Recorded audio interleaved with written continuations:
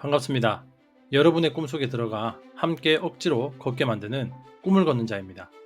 지난 시간 우리는 꿈을 이룬 사람들의 뇌가 미래를 기억한다는 비밀을 알아보았습니다.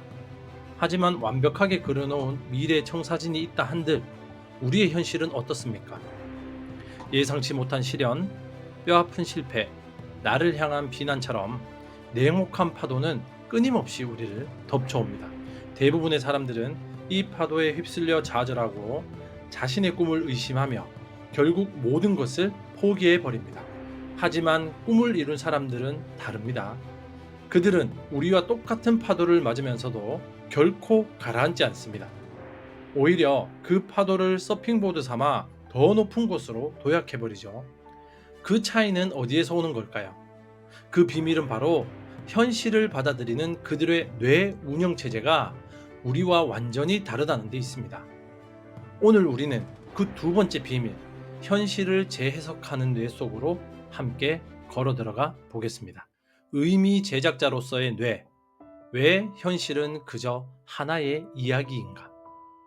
여러분, 지금 잠시 주변을 한번 둘러보세요. 책상, 컴퓨터, 창밖의 풍경들, 이것들이 그냥 사실 그 자체라고 생각하시나요? 하지만 뇌과학의 관점에서 보면 이건 반만 맞는 이야기입니다. 사실 우리의 뇌는 현실을 있는 그대로 보는 카메라가 아니라 끊임없이 들어온 정보를 끊임없이 편집하고 해석해서 이야기를 만들어내는 작가에 더 가깝습니다. 예를 들어 볼게요. 똑같이 비가 내리는 풍경을 보고도 사랑하는 사람과 헤어진 사람은 세상이 함께 울어주는구나 라는 슬픈 이야기로 해석하고, 가뭄을 걱정하던 농부는 드디어 단비가 내리는구나 라는 기쁨의 이야기로 해석합니다. 비가 온다는 객관적인 사실은 하나지만 그 사실에 어떤 의미를 부여하느냐에 따라 우리의 감정과 경험은 180도 달라지는 거죠. 심리학에서는 이걸 인지적 평가라고 부릅니다. 어떤 사건이 발생했을 때 그 사건 자체가 우리에게 스트레스를 주는 게 아니라 그 사건을 어떻게 평가하고 해석하느냐가 스트레스의 정도를 결정한다는 이론입니다. 즉, 내 인생의 모든 경험은 내가 어떤 이야기를 선택하느냐에 따라 비극이 될 수도 희극이 될 수도 있다는 겁니다. 꿈을 이룬 사람들은 이 사실을 본능적으로 이해하고 있습니다. 그들은 자신에게 일어나는 일들마저 그저 수동적으로 받아들이지 않습니다. 그들은 자신들의 뇌가 아주 유능한 의미 제작자라는 것을 알고 이 능력을 아주 적극적으로 활용하죠. 안 좋은 일이 생겼을 때 왜 나에게만 이런 일이 생기는 거야? 라며 스스로를 피해자로 만드는 이야기를 쓰는 대신 이 사건이 나에게 가르쳐 주려는 것은 무엇일까라며 스스로의 성장의 기회를 얻은 주인공으로 만드는 새로운 이야기를 써내려갑니다. 이것이 우리가 알아야 할 두 번째 비밀의 가장 근본적인 전제입니다. 현실은 고정된 실체가 아닙니다. 그것은 당신의 뇌가 매 순간 새롭게 쓰고 있는 한 편의 이야기일 뿐이거든요. 그리고 당신에게는 그 이야기의 장르를 바꿀 수 있는 작가로서의 완전한 자유와 권한이 있습니다. 그럼 이제 그 이야기를 바꾸는 구체적인 기술을 한번 배워볼까요? 언어의 연금술, 실패를 데이터로 바꾸는 마법. 자, 우리 뇌가 현실을 이야기로 만든다는 것을 알았죠? 그렇다면 그 이야기의 가장 기본적인 재료, 즉 단어를 바꾸는 것만으로도 놀라운 변화를 만들 수 있습니다. 이건 마치 요리의 레시피를 바꾸는 것과 같죠. 똑같은 재료를 가지고도 어떤 양념을 쓰느냐에 따라 음식의 맛이 완전히 달라지거든요.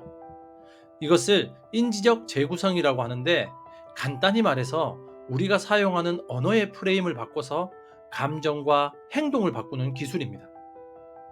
꿈을 이룬 사람들의 뇌는 이 언어의 연금술에 아주 능숙하죠. 가장 대표적인 예가 바로 실패라는 단어를 다루는 방식입니다.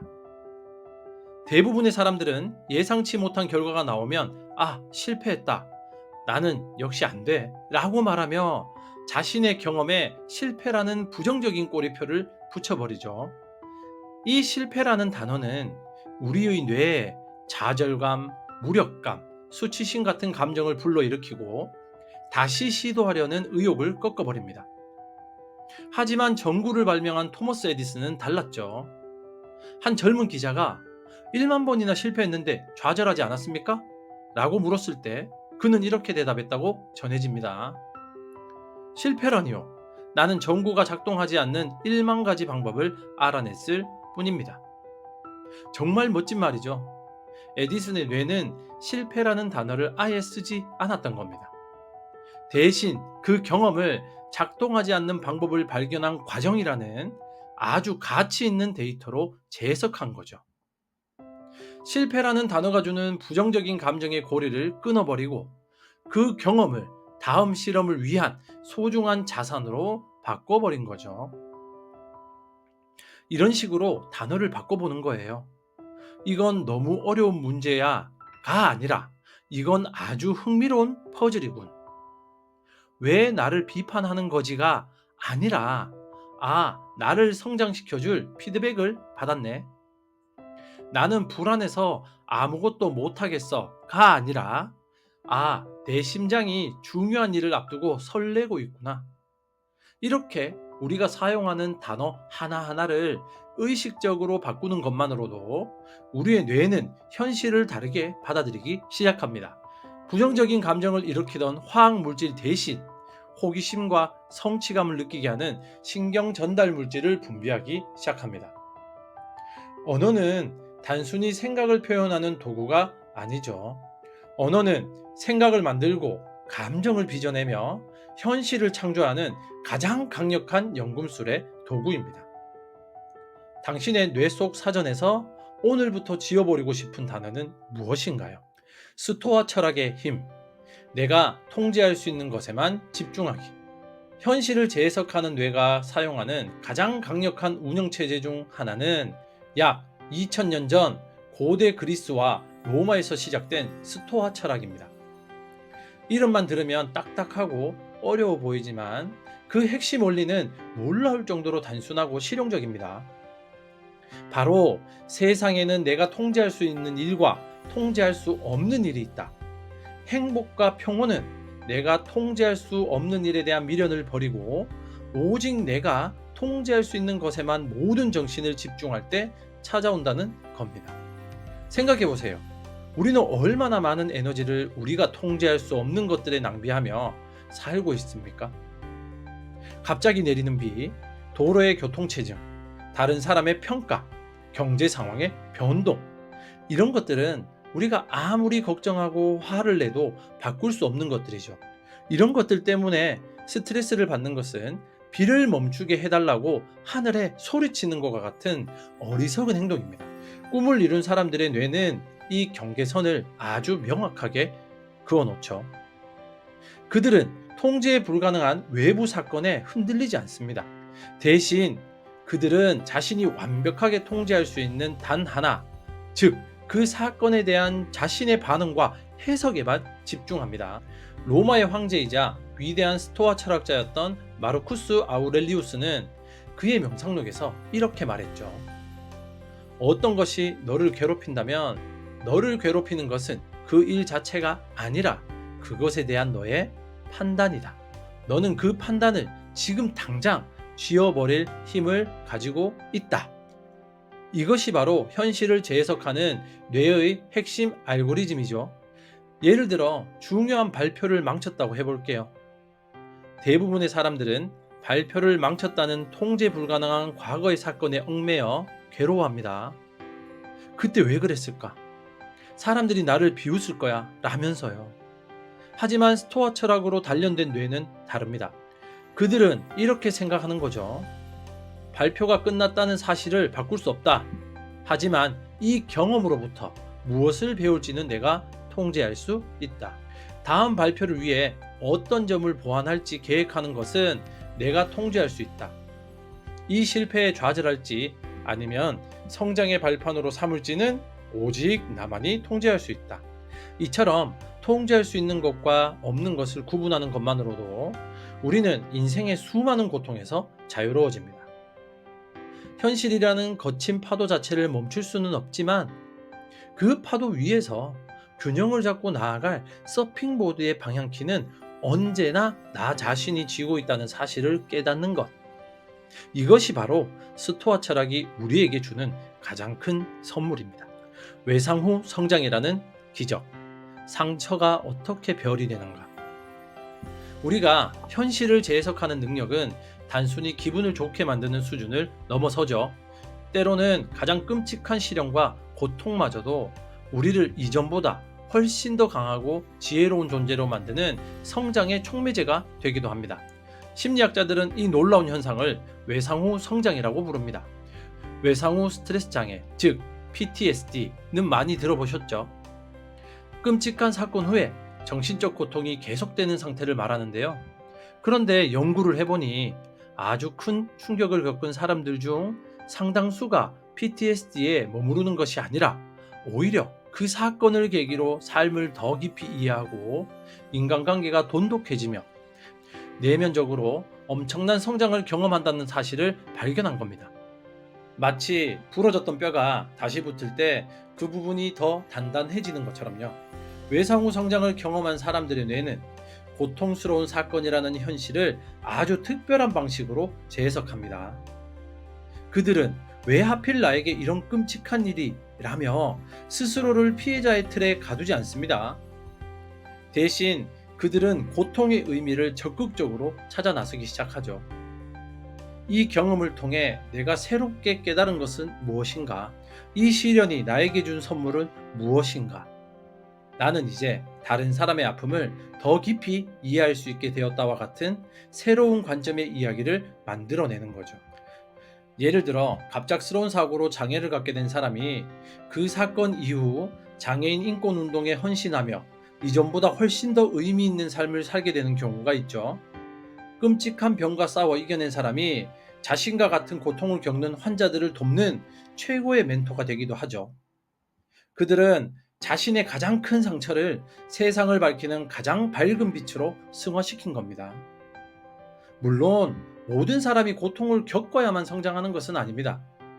하지만 이 외상 후 성장이라는 개념은 우리에게 아주 중요한 사실을 알려줍니다. 바로 인간의 뇌는 최악의 현실마저도 성장의 재료로 삼을 수 있는 상상 이상으로 강력한 재해석 능력을 가지고 있다는 것이죠.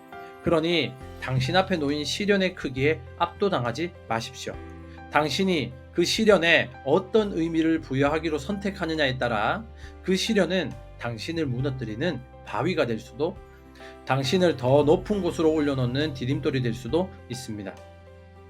당신의 상처가 훗날 당신을 빛나게 할 별자리가 될 수도 있다는 사실을 기억하세요. 편집자의 관점, 내 인생이라는 영화의 감독이 되는 법.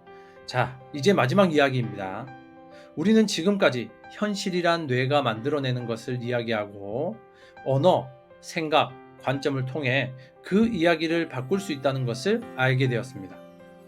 이 모든 것을 아우르는 마지막 단계는 바로 내 인생을 한 편의 영화로 바라보는 편집자의 관점을 갖는 것입니다. 생각해 보세요. 한 편의 영화는 촬영된 수백 시간의 원본 필름, 즉 우리의 모든 경험 중에서 감독과 편집자가 어떤 장면을 사용하고 어떤 장면을 버리고 어떤 순서로 배열하고 어떤 음악과 내레이션을 입히느냐에 따라 완전히 다른 작품이 됩니다. 똑같은 원본을 가지고도 유쾌한 코미디 영화를 만들 수도 비극적인 다큐멘터리를 만들 수도 있겠죠. 우리의 인생도 똑같습니다. 우리의 삶에는 기쁜 순간, 슬픈 순간, 성공한 순간, 실패한 순간, 지루한 순간 등 수많은 원본 필름들이 찍히고 있습니다. 꿈을 이루지 못하는 사람들은 이 원본 필름들을 그저 수동적으로 상영만 하는 관객의 삶을 삽니다. 특히 실패나 좌절 같은 자극적인 장면에만 자꾸 멈춤 버튼을 누르고 되감기를 하며 괴로워하죠. 하지만 꿈을 이룬 사람들은 다릅니다. 그들은 자신의 인생이라는 영화의 감독이자 편집자가 되기로 결심한 사람들입니다. 그들은 자신에게 일어난 모든 사건을 이야기의 재료로 바라봅니다. 그들은 실패라는 장면을 버리지 않습니다. 대신 그 장면을 주인공이 역경을 딛고 성장하는 감동적인 서사의 일부로 편집해 넣습니다. 비난이라는 대사에는 주인공이 각성하게 되는 계기가 있었다는 의미의 배경 음악을 깔아주죠. 정신과 의사였던 빅터 프랭클은 나치의 강제 수용소라는 지옥 같은 현실 속에 이 진리를 깨달았습니다. 그는 그해져서 죽음의 수용소에서 이렇게 말했습니다.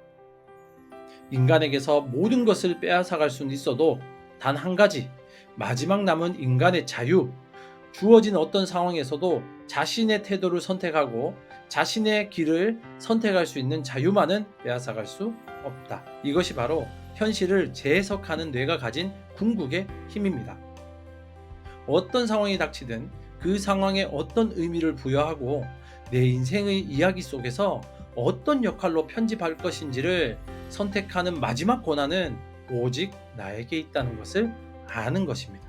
당신은 당신 인생의 관객으로 남으시겠습니까? 아니면 오늘부터 당신 인생의 감독으로서 편집실의 의자에 앉아 당신의 위대한 이야기를 직접 만들어 가시겠습니까?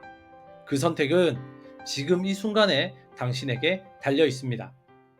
오늘 우리는 현실이라는 거대한 파도 앞에서 좌절하는 난파선의 선원이 아니라 그 파도를 재료 삼아 자신만의 지도를 그려나가는 위대한 항해가의 비밀을 엿보았습니다. 기억하십시오. 당신 앞에 놓인 사건은 그저 중립적인 재료일 뿐입니다. 그것으로 당신을 무너뜨리는 독을 빚을 것인지 당신을 성장시키는 약을 만들 것인지를 결정하는 연금술사는 오직 당신 자신입니다. 지금 당신을 가장 괴롭히는 그 현실을 한번 떠올려 보십시오. 만약 당신이 그 이야기의 결말을 다시 쓸 수 있는 작가라면 그 사건에 어떤 새로운 제목을 붙여주시겠습니까? 당신의 꿈 곁에서 함께 조용히 걷는 꿈을 걷는 자였습니다. 오늘도 감사합니다.